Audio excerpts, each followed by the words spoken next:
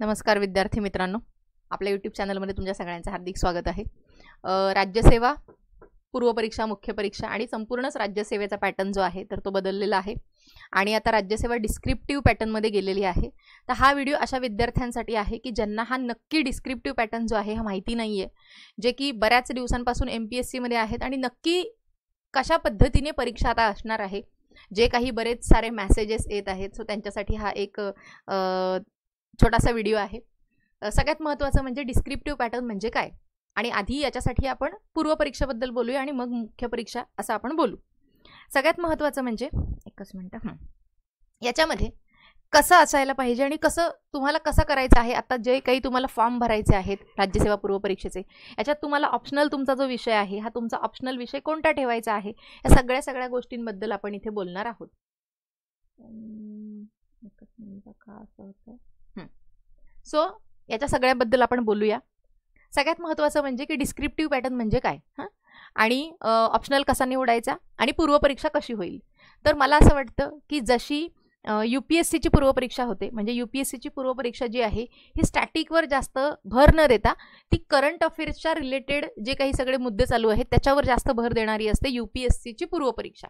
ठीक आहे, म्हणजे आता हा जो डिस्क्रिप्टिव्हचा सगळा पॅटर्न आलेला आहे, सो ॲज इट इज आत्ता आपल्याकडे काय बघण्यासाठी आहे किंवा पॅटर्न आपल्या डोळ्यासमोर कुठला आहे, तर UPSCचा पॅटर्न आहे, ज्याच्यावरून आपण या सगळ्या गोष्टींचा एक अंदाज लावू शकतो की पेपर कसे असतील, प्रश्न कसे असू शकतात, ऑप्शनल कसे निवडायचे, हे सगळं ॲज इट इज जसं UPSCमध्ये आहे तसं आपण ते काय करत आहोत, आपण घेतलेलं आहे आता MPSCमध्ये. सो याच्यामध्ये जी पूर्वपरीक्षा आहे तर ती पूर्वपरीक्षा मला असं वाटतं की त्याच्यात फारसा बदल होणार नाही. जी पूर्वपरीक्षा आपली जी राज्यसेवेची पूर्वपरीक्षा आहे ही करंट अफेअर्सवर जास्त भर न देता ती स्टॅटिक पोर्शनवरती जास्त भर देणारी आहे. जेवढे काही विद्यार्थी UPSC करणारे आहेत आत्तापर्यंत, जेवढे काही विद्यार्थी MPSC करणारे आहेत, ज्यांचं वय लहान आहे, जे आत्ता करू शकतात, ऑप्शनलचा अभ्यास करू शकतात आणि 1-2 वर्ष ते या डिस्क्रिप्टिव्ह पॅटर्नला देऊ शकतात, अशा विद्यार्थ्यांसाठी हा व्हिडिओ आहे. सो ज्यांनी UPSC आधी दिलेली आहे त्यांना या सगळ्या गोष्टींची जाणीव आहे, त्यांना सगळं माहिती आहे, ऑप्शनल काय असतं, सगळं त्यांचा ऑलरेडी अभ्यास झालेला आहे. ठीक आहे. सो याच्यामध्ये जसं आता आपण म्हणालो की पूर्वपरीक्षेमध्ये फारसे काही बदल झाले नाही पाहिजेत आणि कदाचित होणार नाही. जसा आपला राज्यसेवा पूर्वपरीक्षेचा जसा पॅटर्न होता तो तशाच पद्धतीने असेल आणि स्टॅटिकवरच जास्त जो आपण भर देतो नेहमी राज्यसेवा पूर्वपरीक्षेमध्ये तो तसाच असायला पाहिजे आणि तो तसाच असेल. ओके, आता बोलूया आपण मुख्य परीक्षेबाबत. आपण काही प्रश्न पण घेऊया आणि त्या प्रश्नांवरती आपण चर्चा पण करू. दुसरी गोष्ट की ऑप्शनल कसा निवडायचा याच्यावर सगळ्यात आधी आपण बोलूया, कारण जास्त विद्यार्थी त्यासाठी व्हिडिओ बघत असतील. तर ऑप्शनल कसा निवडायचा, आता तुम्ही जे आहे तर आपण सगळे जे आहेत तर आपण सगळे बॅचलर्स डिग्री करून आलेलो आहोत, म्हणजे आपण काय करून आलेलो आहोत, ग्रॅज्युएशन करून आलेलो आहोत. जेव्हा आपण ग्रॅज्युएशन करतो मग तुम्ही BA करा किंवा BCom करा किंवा BSc करा किंवा मग तुम्ही मेकॅनिकल करा, तुम्ही इंजिनियर असा किंवा मग तुम्ही डॉक्टर असा किंवा तुम्ही लॉयर असा, तुम्ही किंवा तुम्ही ॲग्रिकल्चरमधून तुमची डिग्री केलेली असू देत. ओके, हे सगळेच्या सगळे जे काही तुमचे स्पेशलाइज विषय होते तुमच्या ग्रॅज्युएशनच्या वेळेला, ते सगळेच्या सगळे ऑप्शन परत एकदा व्यवस्थित ऐका, ते सगळेच्या सगळे ऑप्शन जे आहेत हे तुम्हाला UPSCच्या ऑप्शनलमध्ये आहेत. UPSC म्हणण्यापेक्षा आपण MPSCच म्हणूया, MPSCच्या ऑप्शनलमध्ये आहेत का चेक करा. ज्या स्पेशलाइज विषयामधून तुम्ही सर्वांनी डिग्री केलेली आहे, मग जसं आपण म्हणालो इंजिनिअरिंग असू दे किंवा मेडिकल असू दे, लॉयर असू दे तुम्ही, किंवा मग तुम्ही साधं BA केलेलं असू दे किंवा काही केलेलं असू दे. जसं की आता आपण भूगोलाचं उदाहरण घेऊया.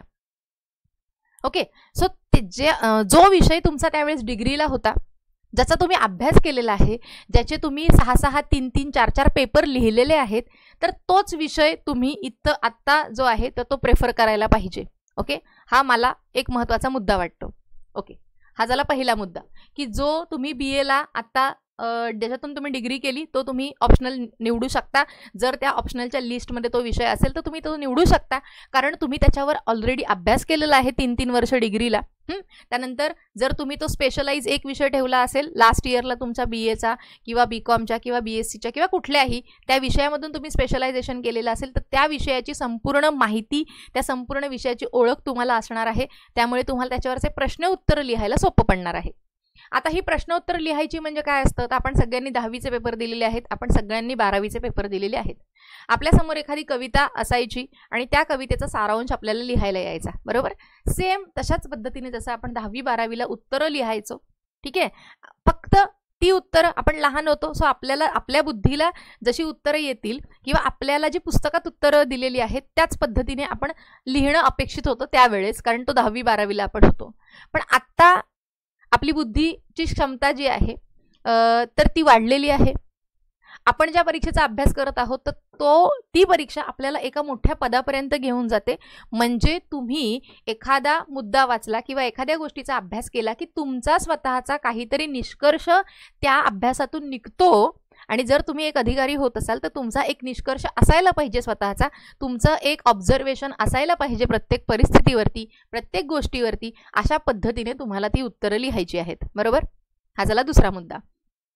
हे तुम्हाला कधी येईल कोणत्याही गोष्टीचं लिहायला, जेव्हा तुम्हाला त्या गोष्टीबद्दल अगदी व्यवस्थित संपूर्ण त्याची माहिती असेल तेव्हा तुम्हाला ते सगळं लिहिता येईल. आणि म्हणून मला असं वाटतं की जो तुमचा स्पेशलाइज विषय होता जेव्हा तुम्ही डिग्री केली तर तो विषय जर ऑप्शनलच्या लिस्टमध्ये असेल तर तुम्ही तो निवडायला पाहिजे. आता जर तुम्हाला तो विषय निवडायचा नसेल तर मग जे काही मार्केटमध्ये भरपूर साऱ्या गोष्टी, भरपूर सारे ऑप्शनल, एखादा माणूस हा करतोय म्हणून त्याच्या मागे लगेच पळू नका. तुम्ही बघा, तुम्ही ते पेपर काढा. UPSCचा कुठलाही ऑप्शनल पेपरचा एक नुसतं नाव जरी टाकलं UPSC ऑप्शनल सोशियोलॉजी 2023, 2022, 2021, 2020, काढा 4 प्रश्नपत्रिका, वाचा त्याच्यातले प्रश्न. तुमच्या मेंदूला काही सुचतंय का त्याच्यावरती लिहिण्यासाठी? भूगोलाचे प्रश्नपत्रिका काढा. भूगोलाचं तुम्हाला वाटतंय का मी स्वतः ह्याच्यावर काही लिहू शकतो? इतिहासाचे प्रश्नपत्रिका काढा. वाटतंय का तुमच्या मनाला काही की मला हे येतंय आणि मी ह्याच्यावरती उत्तर लिहू शकतो? एन्थ्रोपॉलॉजी आहे त्याचे प्रश्नपत्रिका काढा. बघा तुम्हाला वाटतंय का तुम्ही त्याच्याशी रिलेट करताय का त्या विषयाशी? मराठी लिटरेचर घ्या, इंग्रजी लिटरेचर घ्या, कुठलाही विषय घ्या. तुमचं जे काही मेडिकलचं असेल, तुम्ही मॅथ्स करत असाल, स्टॅटिस्टिक्समधून तुम्ही डिग्री केली असेल तो विषय घ्या. ॲग्री केलं असेल ॲग्रीचा घ्या. जे काही तुम्हाला वाटतंय ते प्रश्नपत्रिका काढा. ते बघा की त्याच्यात प्रश्न काय विचारलेला आहे, हे याचा मला अभ्यास आहे का? मला समजा मी मला हे काही माहिती नाही आहे तर मला असलेल्या ज्ञानाच्या आधारावर मी जो काही आत्तापर्यंत अभ्यास केला आहे, जेवढं काही मला माहिती आहे त्याच्या आधारावरती मी या प्रश्नाचं उत्तर लिहू शकतो का? हे स्वतःला विचारा. तुम्हाला तुमच्या मेंदूत कोणी घालणार नाही आहे. दुसरी गोष्ट तुम्हाला कोणी सांगेल हे वाचा ते वाचा ते वाचा ते, पण तुमच्या मेंदूत स्वतःच्या काहीतरी असायला पाहिजे तरच ते बाहेर येईल पेपरमध्ये. आणि म्हणून ऑप्शनल निवडताना या सगळ्या गोष्टींचा विचार करायचा आहे. प्रश्नपत्रिका बघा, 4 प्रश्न वाचा, ते स्वतःला लिहिता येतात का बघा. तुम्ही डिग्री केलेली असू दे पण मला त्याच्यातलं काहीच येत नाही, मी डिग्री केली आहे त्या विषयात पण मला त्याच्यातलं काही लिहिता येणार नसेल तर तो विषय आपण घेऊन चालेल का? ऑप्शनल म्हणून नाही चालणार. मग मी कुठला विषय घेऊ शकतो? जो विषय तुमचा वाटेल तो तुम्ही घेऊ शकता. जसं मी आता सांगितलं की त्या विषयाच्या प्रश्नपत्रिका काढायच्या आणि त्याच्यातले 2 प्रश्न वाचायचे, ते मला लिहिता येतात का हा विचार स्वतः करायचा आणि मग तो ऑप्शनल तुम्ही निवडायचा. ओके. आता मग GS 1, 2, 3, 4 यांचं काय, तर त्याच्यासाठी म्हणून आपण एक PDF इथे घेतलेली आहे. त्या PDF मध्ये काही प्रश्न दिलेले आहेत, सो आपण त्याच्याबद्दल काहीतरी थोडीशी चर्चा इथे आपण करू. ओके. तर मी थोडे सोपे असे प्रश्न इथे टिक करून घेतलेले आहेत की ज्याच्यावर आपण थोडीशी चर्चा करू शकतो. ठीक आहे. आता हा मला वाटतं पेपर 4चा जो पेपर 4 आहे, हा पेपर 4 म्हणजे 1, 2, 3, 4 असे सगळे पेपर मी याच्यात 2 प्रश्नांवर आपण चर्चा करू की मला हे सगळे जे काही प्रश्न आहेत हे मला लिहिता येतात का, एवढंच आपल्याला विचार करायचा आहे. ठीक आहे. हा पेपर पहिला आहे. याच्यात हा एक जो प्रश्न आहे तर त्याला मी सर्कल केलाय आणि सोपा प्रश्न आहे. बघा काय म्हटलं याच्यामध्ये, explain Y suicide among young women is increasing in Indian society. मग हे इंग्रजीमध्ये फक्त असणार आहे आणि मराठीत नसणार आहे का? नाही, तर हे आपल्याला आता MPSC मध्ये मराठीमध्ये सुद्धा असणार आहे. हे 2023च्या UPSCच्या मुख्य परीक्षेचे पेपर जे आहेत त्याच्यातले काही प्रश्न मी हे घेतलेले आहेत. ठीक आहे. कारण तोच पॅटर्न आता आपल्याला त्याच पॅटर्ननुसार अभ्यास करायचा आहे. सो काय प्रश्न विचारलाय की जी लहान वयांमध्ये मुलींमध्ये जे सुसाईडचं प्रमाण आहे, हे सुसाईडचं प्रमाण का वाढत आहे हे तुम्हाला एक्सप्लेन करायचं आहे. मग हा प्रश्न तुम्ही कसा लिहू शकता? याच्यात तुम्ही असं लिहू शकता का की मी आत्ताच एक ज्या काही मोठमोठ्या घटना आपल्या देशामध्ये घडलेल्या आहेत महिलांबाबतच्या किंवा महिलांच्या अत्याचारविषयी काही घटना आहेत या तुम्ही लिहू शकता याच्यात. त्यानंतर या सगळ्या महिलांच्या अत्याचार विषयक ज्या काही घटना घडलेल्या होत्या तर यांना या होऊ नयेत किंवा महिलांवरचे अत्याचार कमी व्हावे म्हणून विशाखा गाईडलाईन्स आहेत 1997च्या, तसे आपण जे काही कायदे केलेले आहेत, महिलांविषयक जी काही धोरणं आणलेली आहेत, ही सगळी तुम्ही लिहू शकता तुमच्या उत्तरामध्ये. म्हणजे जसं की विशाखा गाईडलाईन आहेत 1997च्या, त्या का आल्या ते तुम्ही लिहू शकता. जे काही महत्त्वाचे मेनका गांधी खटला असेल किंवा अशा आणखीन काही गोष्टी आहेत, महिलांवरची आंतरराष्ट्रीय स्तरावरची जी काही धोरणं आहेत, त्यांची जी वर्ष आहेत, ती तुम्ही लिहू शकता. सिडॉ कायदा आहे जो की महिलांविषयकच्या सर्व भेदभाव विषयाचं निर्मूलन करण्यासाठीचा जो कायदा आहे. त्यानंतर महिलांसाठी आपण हे सगळ्या गोष्टी आपण कशासाठी आणलेल्या आहेत की महिलांवरचे अत्याचार जे आहेत ते सगळे थांबावे, महिलांना समानतेची वागणूक मिळावी, न्याय, समता, शिक्षण, सगळं जे तुमच्या मनात येते ते तुम्हाला सगळं लिहायचंय. मग सगळा फापट पसारा लिहायचा का नाही? आपल्याला या प्रश्नांना उत्तरं लिहायला मर्यादा असते. 250 शब्दात 300 शब्दात इतकीच आपल्याला उत्तरं लिहायची असतात. मग या उत्तरात काय लिहिणं अपेक्षित आहे? जसं आता म्हणालो की एखादी रिसेंटमधली घटना असेल जी तुम्ही ऐकली असेल ती तुम्ही तिथं लिहू शकता की या तारखेला किंवा या गोष्टी मी ऐकलेल्या आहेत किंवा या गोष्टी देशामध्ये घडलेल्या आहेत, राज्यामध्ये घडलेल्या आहेत. या घडू नये म्हणून आपण काय आपल्या देशामध्ये, आपल्या राज्यामध्ये बेटी बचाओ बेटी पढाओ असेल, जे काही महिलांचं प्रमाण जे आहे ते कमी होत आहे लिंग गुणोत्तर आपलं, ते वाचवण्यासाठी किंवा ते वाढवण्यासाठी आपण काय केलेलं आहे, जी वेगवेगळी महिलांविषयक धोरणं आहेत ती आपण आणलेली आहेत. विशाखा गाईडलाईन्स आहेत, मेनका गांधी खटला आहे, त्याच्याने आपल्याला जीवन जगण्याचा जो अधिकार आहे तो मिळालेला आहे. आणखीन जे काही आंतरराष्ट्रीय स्तरावर घडणाऱ्या ज्या घटना आहेत, त्यानंतर जे मिशन शक्ती आहे जे आत्ता आपण आणलेलं आहे महाराष्ट्रामध्ये, त्यानंतर संबळ आहे, सामर्थ्य आहे, अंगणवाडी योजना आहे, ICDS योजना आहे, या सगळ्या गोष्टी ज्या आहेत ह्या आपण काय केलेल्या आहेत, उपाययोजना याच्यावरती आणलेल्या आहेत. आणि मग ह्या ज्या काही सुसाईडच्या घटना आहेत त्या का वाढतात याचं तुम्हाला सगळ्यांचं कारण लिहायचं आहे. आणि या सगळ्या योजना असूनही यांचा जो काही अवेअरनेस आहे, हा अवेअरनेस कसा महिलांपर्यंत पोहोचलेला नाहीये, आणि म्हणून सुद्धा या ज्या काही गोष्टी आहेत किंवा या ज्या काही कायदे आहेत यांचं जे काही अवेअरनेस महिलांमध्ये नाहीये, ज्या लहान वयाच्या स्त्रिया आहेत त्यांच्यामध्ये नाही आहे, किंवा त्यांच्यामध्ये जो डोमेस्टिक व्हायलन्स सारखी जे केसेस आहेत, त्यानंतर MTP कायदा आहे. त्यासाठी आहे, तुम्हाला माहिती आहे MTP कायदा, तर जे बाललिंग जे आपण तपासणी करतो त्यासाठीच आहे, भ्रूणलिंग. आणि मग महिलांची म्हणजे भ्रूणाची हत्या केली जाते जर ती स्त्री असेल तर, ती जर मुलगी असेल तर या सगळ्या गोष्टी आपण त्याच्यात लिहू शकतो. त्याच्यावर आपण काय उपाययोजना केलेल्या आहेत. आणि या सगळं असूनही या सुसाईड का वाढत आहेत, तर या सगळ्या गोष्टींचं नसलेलं अवेअरनेस, किंवा जे एखाद्या स्त्रीवरती, एक स्त्री असू जर तुम्ही असाल तर तुम्हाला त्या सगळ्या गोष्टींची सगळ्या जाणीव आहे, त्या सगळ्या गोष्टी तुम्हाला त्या पेपरमध्ये लिहायच्या आहेत. मग कसं लिहायचं की ते एक उत्तर असलं पाहिजे, त्याच्यात ज्या काही कायदेशीर गोष्टी असायला पाहिजे, जे महत्त्वाचे शब्द आहेत, महत्त्वाच्या कोट्स आहेत, महत्त्वाचे कायदे आहेत, उपाययोजना आहेत, देशाच्या उपाययोजना, राज्याच्या उपाययोजना, त्यानंतर वन स्टॉप हे असेल, वन स्टॉप जी योजना आता आणलेली आहे ती असेल, मनोधैर्य सारखी योजना असेल, जे की ॲसिड हल्ल्यापासून ज्या आपण ज्या महिला असतात त्यांना वाचवण्यासाठी वगैरे योजना आणलेली आहे, माझे माहेर योजना आहे, भरपूर योजना आहेत. ठीक आहे. HRDचा पेपर काढला महिलांविषयक तर तुम्हाला ते सगळं सापडून जाईल की त्याच्यात लिहायचं काय नक्की. आणि मग ह्या सगळ्या गोष्टी असूनही या सगळ्या गोष्टींचा अवेअरनेस नसणं, आणि दुसरी गोष्ट समाजाची जी काही भीती किंवा समाजाचं दडपण असणं, या सगळ्या गोष्टींमुळे आपण त्या गोष्टी किंवा आपल्यावर होणारे सगळे अत्याचार जे आहेत ते आपण दाबून टाकतो. आणि म्हणून मग या सुसाईड सारख्या ज्या काही घटना आहेत तर त्या महिलांबरोबर घडत असतात. कळलं? मग ह्या सगळ्या गोष्टी आपल्याला कुठे रिलेट करायच्या आहेत, तर HRD पेपर जो आहे, या HRD पेपरमध्ये जो काही महिला विकास आहे, या महिला विकासामधल्या बऱ्याचशा गोष्टी तुम्हाला या उत्तरामध्ये तुमच्या लिहायच्या आहेत. अशा पद्धतीने तुम्हाला हा प्रश्न लिहायचा आहे. ठीक आहे. नंतर पुढचा, discuss the consequences of climate change on the food security in tropical countries. आता ट्रॉपिकल कंट्रीज म्हणजे आपल्या ज्या काही ट्रॉपिकलमध्ये येतात त्या सगळ्या आपल्या ज्या कंट्रीज आहेत तर त्यांच्याबद्दल, तिथे क्लायमेट चेंजमुळे तिथली जी फूड सिक्युरिटी आहे किंवा अन्नधान्याचं जे उत्पादन आहे याच्यावर कसा परिणाम होतो. तर बऱ्याच वेळा दुष्काळ पडतं, अन्नाचं उत्पादन होतं का? नाही होत.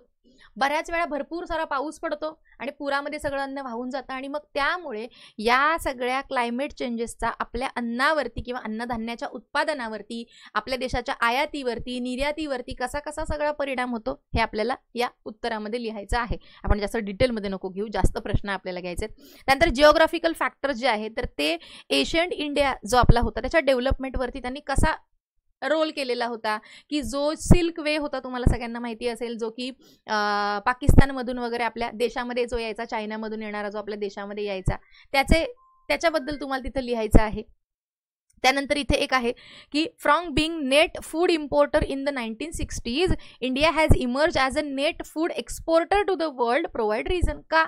1960च्या आधी आपण फक्त अन्नधान्याची आयात करत होतो आणि आता 1960च्या नंतर आपण काय काय बदल केले तर आपण हरित क्रांती 1 आणली, HVYचे उच्च जाती बियाणं वगैरे तुम्हाला सगळं माहिती आहे. त्यानंतर मग आपण हरित क्रांती 2 आणली आणि मग कसं आपण अन्नधान्याचं उत्पादन वाढवलं आणि आणखीन आपण अन्नधान्याचं उत्पादन वाढवण्यासाठी शेतकऱ्यांसाठी आपण कोणकोणत्या योजना आणल्या, सबसिडीच्या वेगवेगळ्या ज्या काही पण योजना आणल्या त्या सगळ्या आणल्या आणि त्यामुळे एकंदरीतच अन्नधान्याचं देशातलं उत्पादन वाढलं आणि जो आपण आयात करणारा देश होतो हा आपण निर्यात करणारा देश झालो.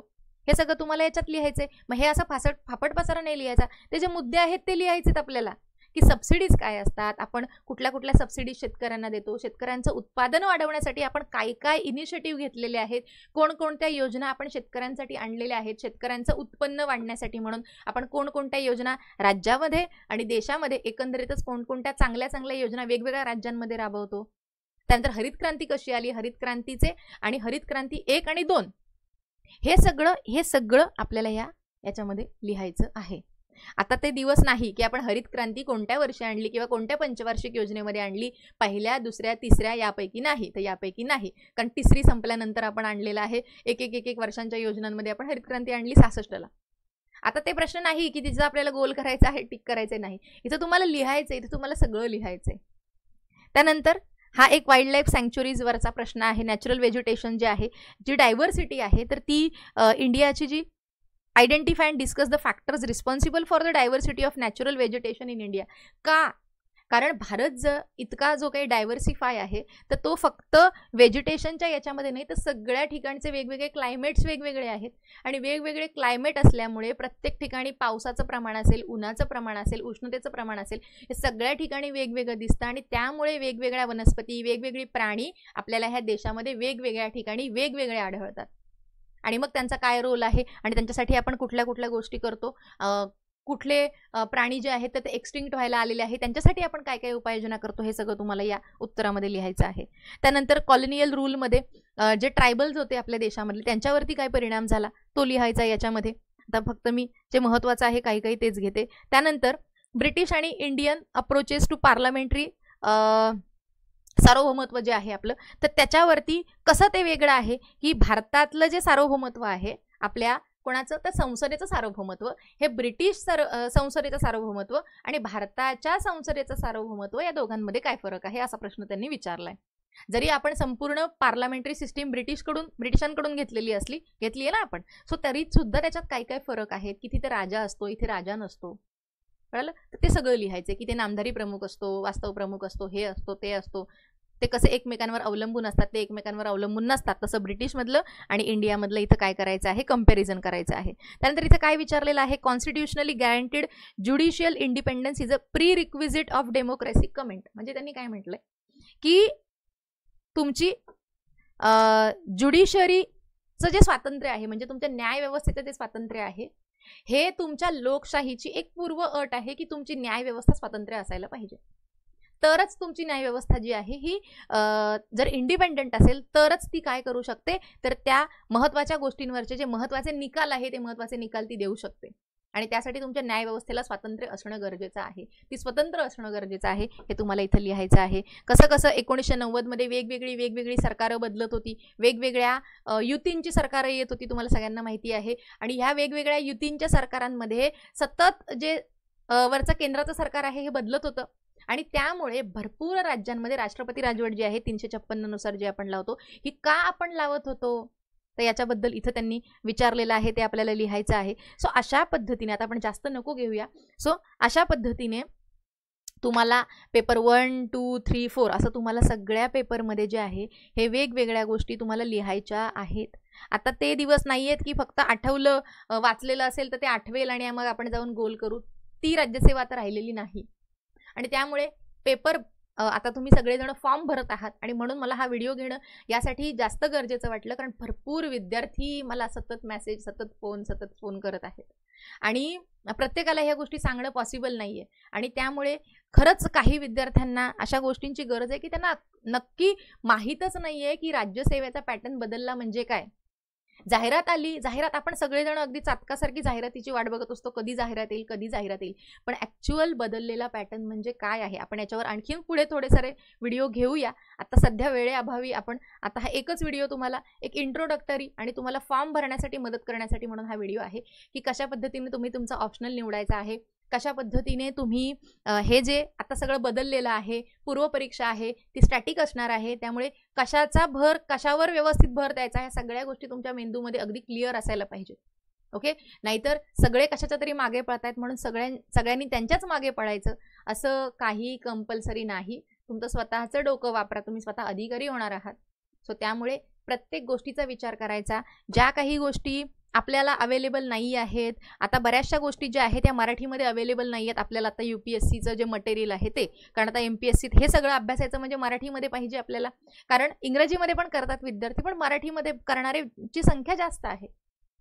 मग त्यासाठी अवेलेबल असलेलं जे मटेरियल आहे, मटेरियल कमी आहे आणि त्यामुळे विद्यार्थी अगदी खूप साऱ्या गोष्टींना बळी पडताना दिसतात. बरोबर. आता हे तुम्हाला कळेल की हे जे वाक्य होतं शेवटचं ते कशासाठी होतं म्हणून, कारण मुलांना करायचंय. आधी विद्यार्थी खूप स्वतःच्या याच्यावरती करत होते, पण आता असं झालंय की एक काहीतरी गोष्ट केल्याशिवाय त्यांना ही परीक्षा पास होता येणार नाही, आणि ती गोष्ट कोणती आहे ती तुम्हाला सगळ्यांना माहिती आहे. आणि म्हणून या सगळ्या गोष्टींना किती बळी पडायचं आणि कुठल्या आपली जी मर्यादा आहे म्हणजे किंवा आपली काही लिमिट असेल तर त्या लिमिटच्या पुढे जाऊन आपण त्या गोष्टींना सगळ्यांना सगळे पुढे चाललेत किंवा सगळ्यांनी ते केलं म्हणून आपण सगळ्यांनी ते करणं कंपल्सरी आहे का, की त्या सगळ्या गोष्टी केल्याशिवाय काही होणार नाही का. आणि दुसरी महत्त्वाची गोष्ट, त्या गोष्टी जर मी केल्या तर नक्की मी पास होणार आहे का, त्या सगळ्या गोष्टींचा विचार करायचा आणि राज्यसेवा पूर्वचा फॉर्म भरायचा आहे. ठीक आहे. सो थांबूया आपण इथे.